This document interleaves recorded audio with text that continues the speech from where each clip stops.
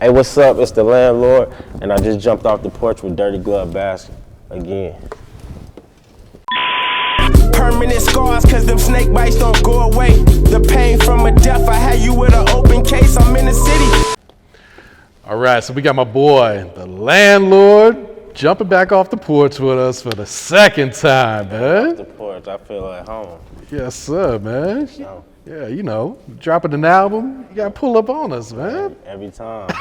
That was actually one of the highlights of Far From Perfect, you know, just seeing the interview, and that's dropping the interview right when the album was dropping, so it's hard to double back and do that again. Yeah, no, absolutely, man. Yeah, so, you know, how you feeling today, man? I feel good, bro. Album drop tomorrow. Yep, couple hours, right? Midnight. Yeah, a couple hours, so midnight. I'm excited just for everybody to hear the music, and you know, I'm ready to get back working. That's it.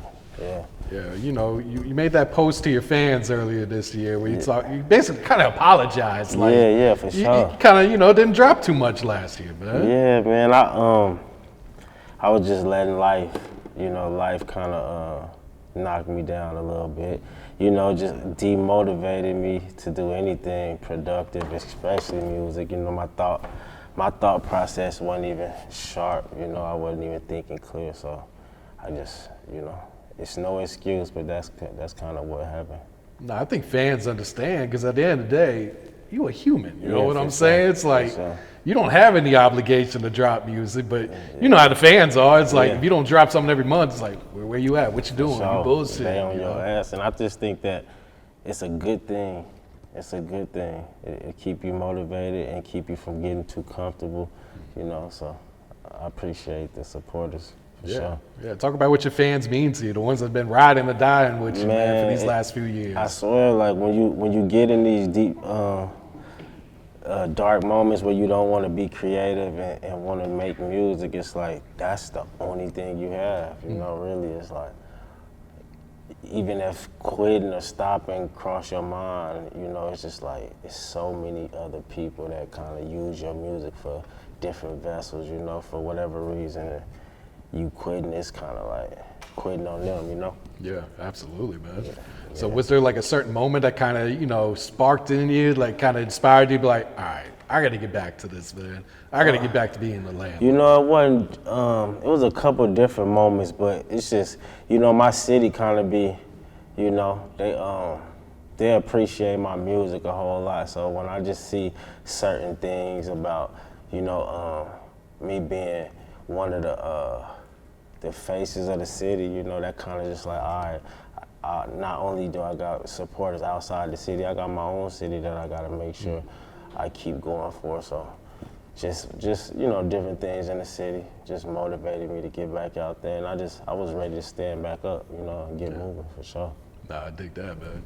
So the album's called Permanent Scars. Permanent Scars. Break that down for us, man.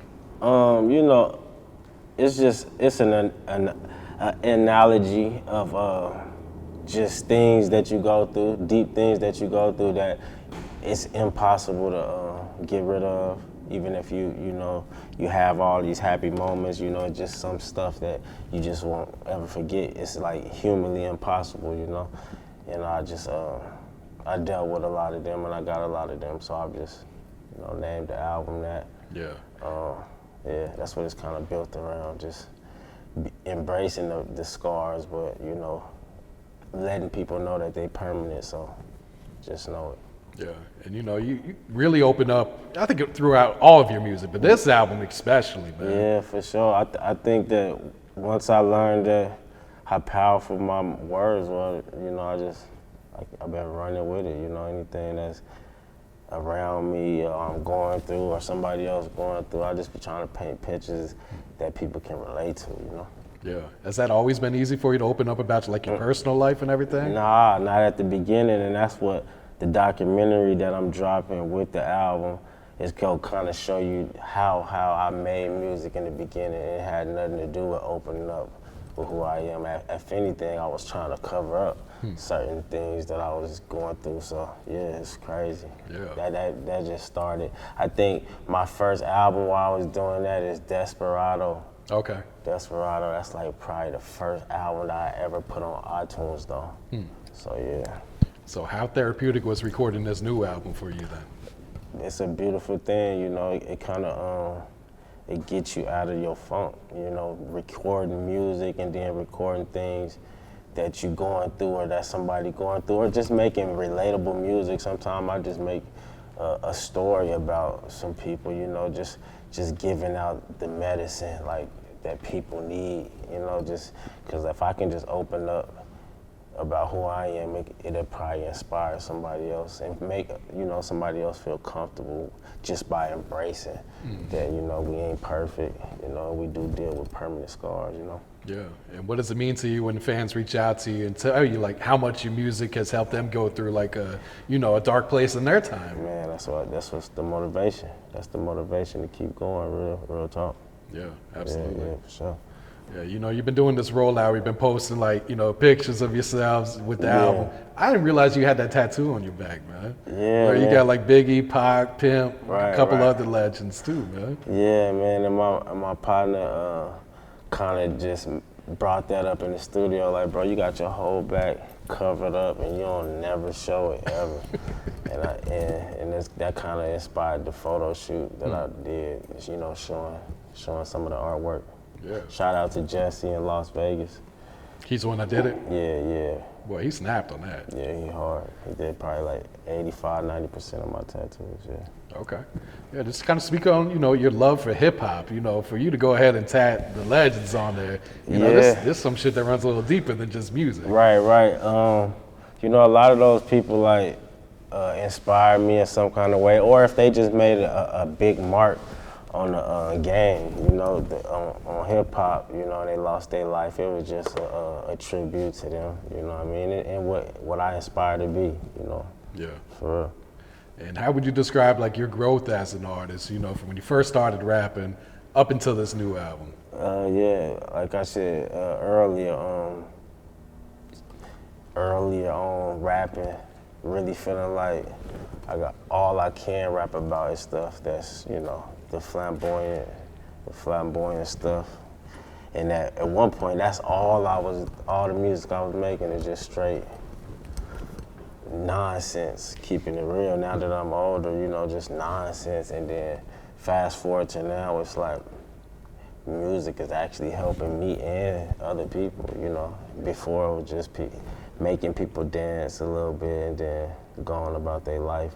But now this music is like healing some people, you know, and, you know, decreasing some people's anxiety, you know. Yeah, I feel like that's the real power of music right there. For sure. Because, you know, your music helps people. You know, some people make music that makes people go down like a darker path, you know, kind of do some negative shit. Sure, and it seems like that music kind of gets, you know, more popularized and everything. Sure. It's just like... I mean, I honestly feel like, you know, if I would've went that path and just started putting guns in videos and doing all that shit, I probably would've blew up too. You know, I'd probably be bigger than what I am, but that ain't me. Yeah, you got to be comfortable with what you're putting out as well. I want the music is gonna be therapeutic. I want it to help me, and I want it to help other people. All the other stuff, you know, we're gonna leave that in the streets. Yeah, no, that's real. Can we break down some of these songs on here, man? Yeah, let's get it. Yeah. So the first one, Permanent Scars, man. You know, Permanent. Sample on here. I don't even know where this is from, but this thing's dope, man. Shout out Reezy. Out of Las Vegas. That's Reezy that did the beat to Permanent Scars. Yeah. And you rap a lot about, you know, just dealing with pain, living with pain, man. Yeah, for sure. Just trying to, like I said, be a vessel for somebody. Yeah. You also rapped about, you know, like growing up poor, like not knowing where your next meal was going to come from and everything. Yeah. I mean, you know, that's typical for the people that was raised in the environments that I was raised in, but. Yeah, just trying to be relatable. Yeah. Do you ever look back and be like, man, I've come a long way from all the time, and a lot of the people that I'm around remind me that, and we all kind of remind each other, like, we came a long way, you know. A lot of people didn't make it here, so. No, that's real. Well, Number 2, Minors. So I gotta ask you, who is Cheese, man? Cheese home. Man, Who's Cheese? Shout out Cheese. That's my brother, man. We that's just one of my childhood friends, like, you know, we just came up together. We seen everything and did everything, and then he ended up going to do close to 20 years. And Oh, wow. yeah, so he back home now, and it was just a celebration. And he was in the studio when I was making that, so Oh, really? I felt like, yeah, I had to embrace him, because he, like I said, he went away. He probably was one of our youngest, youngest people that we was around at the time. And when that time he came home, he didn't tell, he didn't do no flaw stuff. So yeah, I just was embracing his realness. What's his reaction in the studio when he starts realizing, oh shit, this shit about me? Nah, I mean, I think he's still feeling. We have our conversations. You know, I know exactly how he feel about me. You know, we have our moments. But yeah, he just happy to be home for sure. Oh, I could imagine. Yeah, that's a long time to be away from family, man. For sure. Number 3, pain holders. Pain Talk holders. about the inspiration for this one. Man, Pain Holders is one of the deepest songs on the album, and it's just like, to sum it up, it's just a song about, you know, I held a lot of the pain from death. You know, the deaths that I was dealing with, the deaths that I was around, they was impacting my life in like a super, super negative way. And that song is basically just saying that I love all my loved ones, but I gotta let y'all go, and you gotta let me go, you know, just so I can try to be the best me while I'm on earth. You know, I don't want they deaths to impact my life so much where I'm like only able to be a father 80% of the time, or be a friend 70% of the time, because I'm just dealing with you know, this weight. So that song was just embracing that, yeah, I love you, but it's time that we let each other, like, you know. Yeah, it's a very personal song. Like you said, it's probably one of the deepest songs on here too, man. For sure. You rapped about someone named Cap. Who was Cap? Cap, another childhood friend, like just somebody who I honestly used to talk to about just life, you know. You don't have too many friends. You know, you have people that you talk to, but like me and him, every conversation was just meaningful. We just never talked about BS, you know. It just was never like one of those giggly conversations. Every time we talked, it just was meaningful on how we just want to, you know, get out of our situation and help our people get out their situation, and you know, and then he ended up passing away. So that was, like I said, that was another death that was just hard to get over. Yeah. You lost your pops last year too, right? Yeah, for sure. Yeah, I lost my pops randomly. My pops had a stroke. Yeah, another death, like, you know, that kind of took a toll on me. Yeah, I feel like, you know, anytime you lose a parent, like, you really never get over that shit. It's crazy because the person that I'm here with right now actually told me something. Like, when I talked to him when my pops died, and it's something that stuck with me. He said, once you lose a parent, you're never really the same. Like, it's never really the same. It'll never be the same anymore. And I felt that, and it's kind of like you changed forever. You know what I mean? You're a whole new person. Cause that's like you know, it's kind of like losing your lifeguard, the person that look over you, save you if you drown. You know what I mean? It's like, that's what I kind of compare it to. It's like losing your lifeguard. Now you just out here, you know. No, that's real. What was your relationship like with your pops, huh? You know, it was good. It was good. Most of the time, it was good. You know, sometimes life kind of like, you know, was life just being life. Sometimes we kind of was going a month or two here and there, not talking to each other. But when we talk, it's love, and I learned so much from my pops, for sure. Nah, absolutely, man. Yeah, my condolences to you too. Yeah, appreciate that. Yeah. You switch it up on the next one. 1 week of love. 1 week love. You really be falling in love in a week, man? Man, I ain't necessarily talking about myself, but I think it's a very interesting question, you know. How soon is it? How soon is too soon to fall in love? They used to call it puppy love, right? Yeah, but how soon do you think it is to find? Like, what's the quickest time you think? Shit, somebody probably should- for me, probably like a week. But week? then you snap out of it like, yeah, that was fucked up. I shouldn't have did that. Yeah, see, 1 week love. So it's called 1 week love. It's basically talking about somebody falling in love in a week, you know. And yes, I felt like it was an interesting topic that people could talk about. Yeah. I'm sure the women gonna eat that up. Yeah, they probably are. I feel like they're the ones that fall in love a little quicker than us. Right. Man, I done talked to people that said they felt like they was in love in a couple of days, you know. Yeah. It's like, I mean, sometimes it be like that though. You know like what I you mean? just have that connection where it's like, all right. Right. But then a lot of times it's like you go a couple weeks later, it's like, man, what the fuck was I thinking? Sometimes it don't go in your favor, you know. But if you going with your feelings, then you gonna win some, you gonna lose some. Yeah, it's a dangerous game, man. That's for sure. For sure. Talk to us about Check Myself. Check Myself again. That was a song about me or somebody else just checking themselves. Sometimes we gotta check ourselves. You know, we the only people that know what's going on with ourselves 24 hours of the day. You know, nobody else really know what you go through. Sometimes, even if you're going through something and people don't know, sometimes you gotta check yourself. You know what I mean? Sometimes, you know, man, I ain't doing good right now. You know, I gotta fix this, or I should be doing this. You know, I'm better than this. You know, you gotta check yourself. And don't wait for somebody else to say it or go behind your back and tell somebody else. Check yourself and change. You know, so that was a song just about checking myself. You know, so. Yeah, you got a line on there where you said your dad said your music saved his life. Yeah, for sure. Like, I think a lot of my family, once they start hearing the way I was painting pictures of the way we kind of was raised and the way we lived our life, I think a lot of them start embracing it in a way and start kind of reliving again, reliving them moments. Because like I said, a lot of the old days wasn't always bad. You know, we all had each other. So it was, you know, back then it was the greatest thing that we knew. Absolutely, man. Yeah, for sure. Talking to you, you're giving out a lot of game on this. Talking to you, yeah. Talking to you.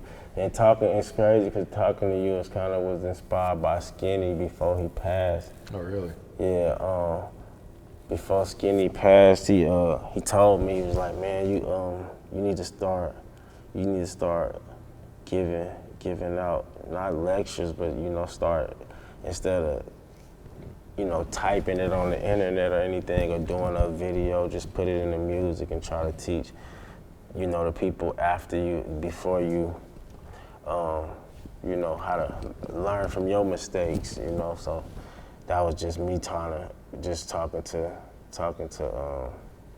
the generation under me, you know. Yeah, for sure. What is some advice you would share to the youth coming up today, then? Man, find something you love, bro, and find the people that you love, and, you know, bear hug it, and stay out the way. Yeah. Yeah. No, very true. The next one on there is 02. 02. Sound like a good year for you, man. Yeah. 02, just back in the day. Yeah, that was another song produced by my boy Reezy. Every other song was produced by Cody Got Beats. So I just wanted to shout him out too. But 02 produced by Reezy, and that's the song just reminiscing about 2002, you know, when everything was lit. Yeah, you even talk about like the courts using rappers' lyrics against them, man. Oh yeah. Which is a big thing right now, man. I ain't even got to show a gun. They in the courtroom using lyrics. Yeah, it's crazy. I never thought that, you know, as soon as we find a way to find our own therapy, and now they trying to use it as a crime. It's crazy. Yeah, I feel like rap is almost being targeted with that. What? You gotta deal with the courts now, and you gotta worry about somebody just being jealous. You know how this this music shit been lately. Niggas is getting killed. 5 rappers a year type shit.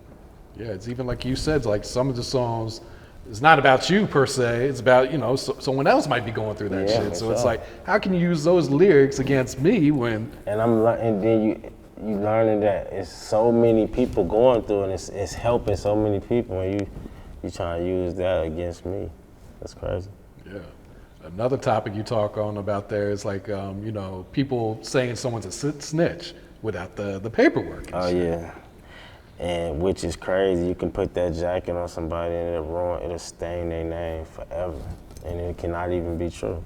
Yeah. But if you just get allegations, it stain your name, and it's crazy that it's gotten to that. You know, and that was just a line saying back then you had to prove it or shut up. Yeah, but it's like social media kind of changed all that shit. Changed all that. Yeah. Changed all that. Switch it up again for Drowning in Your Love.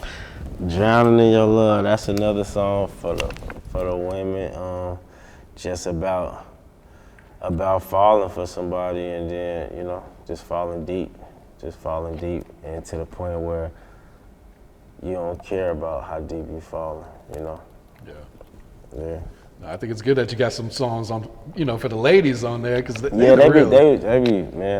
the diehard fans, you know. They be on my head about that, like. But even though a lot of them, I'm learning that a lot of girls that they really dig in the lyrics from these songs. While I'm just, you know, I'm speaking the facts and the reality. They be digging that. Like a lot of these females be knowing the lyrics, like really knowing the lyrics. So that's cool. But I do be having a lot of women that want some girl songs from me, so I threw a couple on there for sure. Yeah, I just feel like, you know, your music's so relatable. Like you said, like the women don't even fuck with this shit too. For sure. Yeah. Next one, Control What I Can. Control What I Can. I mean, that's kind of one of the models I live by. I can't be stressing about the stuff I can't control. If I do that, I'll probably blow my brains out. Yeah. So it's just about tunnel vision and controlling the things that I can control. Yeah, I feel like that's important for every, you know, especially men. Yeah, because there's so many things around you that you can't control. And if you sit all that time, you know, worrying about, you know, what this person thinks, what this person said, you don't drive yourself crazy, man. I'm telling you, it take over people's brain, and that's why I'm just happy that I can say, like I said, I'm focused on the things I can control. Yeah. Yeah. And you got a line on there where you talk about, like, you know, you got homies that treat you like family that. Yeah. I mean, I'm learning that too. That's a lot of people reality too. You know. Yeah, a lot of people reality. You got family that don't love you, and you got homies that love you like family. No, that's some real shit right there, man. Yeah. The next song, Get Out. This is the only one with a feature on there too. Yeah, that's the only one with a feature, and that's my boy Savant and And Savant, what we call them Dead Me's. Dead Me's is actually I really was just wanting to rap. It was really just a thought. This is before I actually started rapping. This is when I was like teenager, trying to just like play around with it. And he was like, he had got a deal at the time, so he had his own studio 24/7. I actually just, every time he come to the neighborhood, I tell him, man, I wanna rap. And one day he literally took me to the studio. We did a song and recorded it, and it was just the first time I ever recorded in the studio. So to me, I feel like I'm forever in debt to him, you know. So I'm always use my platform to try to big him up as much as I can, and he hard. Oh yeah, he snapped on his verse. And he hard. Yeah. For real. Shout out Dead Me, Savant and Not. Was that the plan going in to like have no features, or just, you know, have limited features on this one, or? Yeah, I kind of I've been away for so long that I felt like my first one back, I'm gonna try to. I need 2 verses. I need two verses of song. I really can't share a song right now because I got so much that I want to talk about. You know what I mean? So I said the first one back, I got to do it this way, and then, you know, the next one, I got something in the clip for sure. Okay, we'll get to that one in a minute, man. Yeah, for sure. Next one is Signing Off. Man, this shit hard. Yeah, Signing Off. That was that was just, it was made to be an outro song, basically. That's why I call it signing off, just, you know, signing out.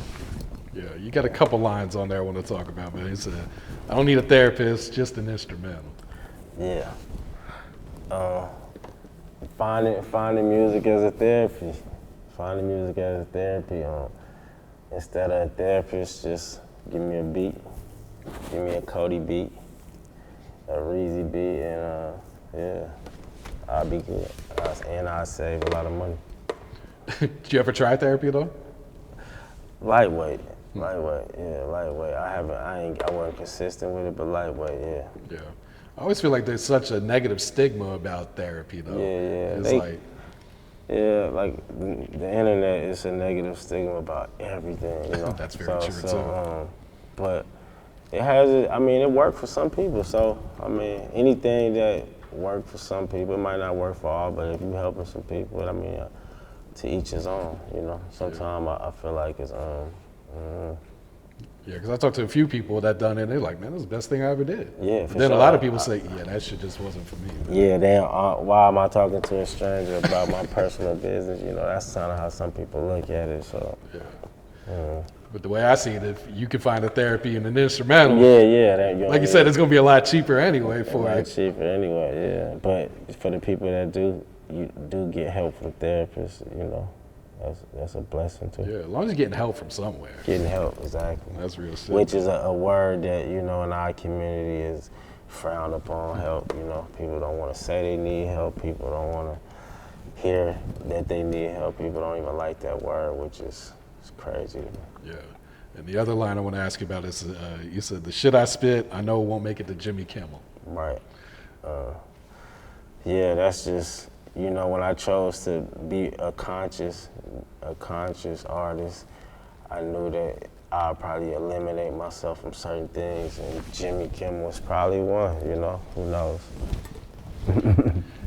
Do you feel like, you know, this type of music should be more pushed towards the mainstream though? Because it seems like there's a certain type of music that these labels are pushing at this moment. Exactly. Yeah, exactly.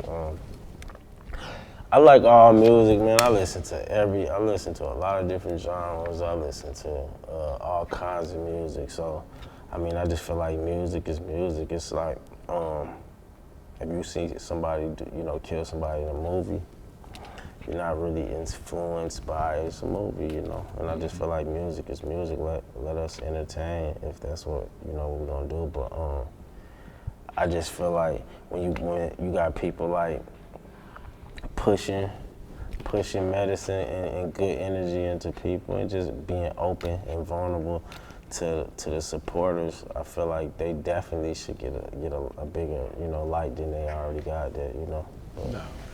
But you know, that's been the industry for a long time. Yeah, absolutely. I always feel like there should be some type of balance, you know. You can't have everyone shoot them up, you know, everyone selling drugs, all this shit 24/7. At one point, it seems like it was balanced. At one point, like a couple years ago. But yeah, now you gotta go catch a body. Yeah, it's like that's all the labels seem to be looking for. You gotta go catch you one if you want to blow.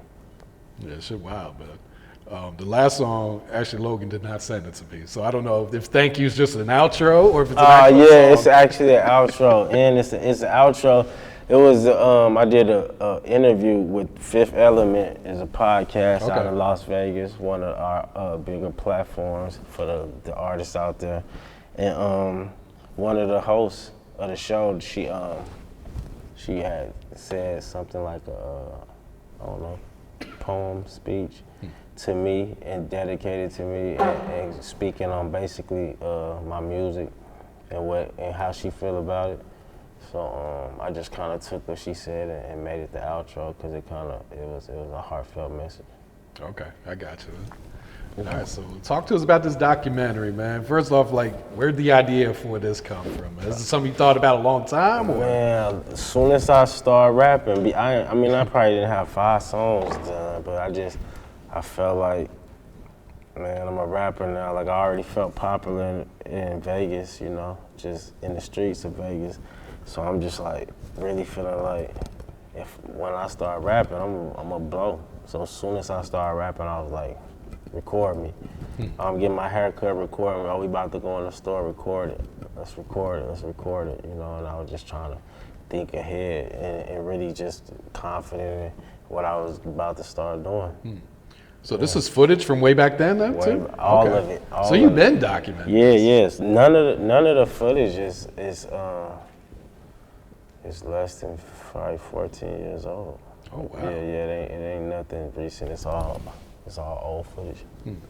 And you mentioned it was kind of hard for you to watch the documentary, considering you know how many other people you had lost, too. Yeah. Watching it is like scene after scene. It's like people that's passed away, including like my pops, my auntie, my brother. Like they all on there too. Yeah. I can't wait to check this out, man. Yeah, for sure. I saw you fixing up your granny house in Vegas, man. Yeah, man. I thought that was pretty lit. Beautify the block. Shout out to my peoples out there that was helping us do that. It was beautiful, and I know she would have been proud if she would have been here to see it. But it was just something I always wanted to do, even as a kid. You know, all me, my cousins, you know, my brothers, we all kind of like dreamed of doing that. Yeah. Like you said, beautifying the block, man. Kind of, you know, make this shit look nice. Yeah, for sure. Yeah. And I know, like, you give back a lot in your community, too, man. Talk about the importance to that. Man, I try to do as much as I can, because, I mean, being from over there, ain't nobody reaching back like that, so, you know, I ain't no billionaire or nothing. I'm just, you know, I'm from over there, and I understand, you know, what they go through and what we go through, really. Real shit. I salute you for that, man. For sure. Yeah, so, you know, you shared this picture with you and NoCap, man. Where we at, man? Where's this music? Man, me and NoCap got one on the way. We definitely recorded it already. Hopefully we can get that video done. I really want to do the video. Yeah. You know, before I drop the audio. I want to kind of do that together. But yeah, that's my brother though, man. We locked in, you know. When he was locked up this last time, he used to call me from jail. We used to just talk about doing music and shit, and you know, about him getting out. And you know, when he got out, he kept it solid. You know, kept it real. I can't wait to hear that, because you know his bars be crazy. Yeah. And like if you listen, he be talking about some real life shit too. Man, what? That boy crazy. For sure. Yeah, so last time we had you on the porch, you talked about you and Lito had an album. Oh yeah. We ain't dropped yet, so what's up? Man, what's up with this? We calling it StarLord or StarLord? Yeah, for sure. We got a little bit closer to, you know, actually doing it, you know. So hopefully, you know, in 2023 that'll be one of the projects I drop. Okay. Yeah, for sure. So, you know, fans had to wait 2 years for it to drop, man. We're gonna have to wait another 2 years after this project. I'm coming right back. I'm trying to drop at least 4 albums this year, a mixtape or 2, and probably 5 to 10 singles. I'm trying to flood it. 2023, I'm trying to flood it. You said 4 albums? Yeah, 4 albums. You know, I'm gonna send you this in a couple months, right? 4 albums. As soon as I leave here, I got an album release party in Vegas tomorrow. After that, I'm going right to the studio. We're going right back in. That's hard right there. For sure. What's gonna be nice? Is it gonna be Fake Love 4, or what we doing? It's gonna be Fake Love 4, for sure. Yeah, Fake Love 4. That's what's coming next. Is that gonna be the last one in the series? You know, a lot of people stop at 3. Yeah, I'm gonna stop at 4. I gotta stop at 4. That's my favorite number. Why is 4 your favorite number? That's my community. That's the community I was raised in. It's the community that taught me how to be a man. Yeah. Big foes. Yeah. You and Trapper Mandel still cooking up? What we doing? Trap, man, I'm hoping that happen in 2023 too. We talk about it all the time. We just gotta find a time and lock in. We're gonna definitely drop one for sure. Yeah. You feel like you fully back right now? Yeah, I'm back. My boy Two Tone, he the executive producer of the album. That's been my engineer like since the beginning. You know, since the beginning of my music, and we be sharing so many of these moments because every album we kind of like go over it together. So, yeah, I just just recording every day and just, I told him, man, when you see me slipping, call me, we gotta get in the studio. Get on my head. We get like literally all that going a month without recording. I can't do that no more. Yeah, it's always good to have someone, hold you accountable too. Sure. Like, what we doing? For sure, yeah. We back, for sure. Yeah, so we mentioned 4 albums, 2023, man. What else you got planned for this year, bro? That's why, man, one of my main focuses is to just, man, my music career, like, really put more effort, more effort into it. Like, I can't be complaining about nothing until I give 100%, so that's my main focus. I feel that, man. Yeah, so. All right, you got a shout out you'd like to give before you wrap it up here, bro? Man, shout out my team, Grind Hard. Shout out my members, them Baller Boys. Shout out my city, Las Vegas. Shout out my son, OJ. My family. Yeah, and shout out to me. Album dropping tomorrow, Permanent Scars, and documentary. For sure, yeah, it'll be out by the time this shit airs. So tell them to go sure. get that shit now. Go check out that documentary, man. Permanent Scars. Go get the album, and yeah, let me know what you think. Tag me in all of the posts. Yeah. All right, cool. Man, appreciate you, and shout out to you though, man. Appreciate always you love, bro. for having me again. I mean, since the first time you had me, it's been love ever since. You ain't never pulled no Hollywood shit with me at all. You always been like a phone call away, and I want to thank you. Appreciate you for extending your platform to me. For sure, bro. For sure. No problem. Permanent scars, cause them snake bites don't go away. The pain from a death, I had you with an open case. I'm in the city, and I can kill 'em, but I know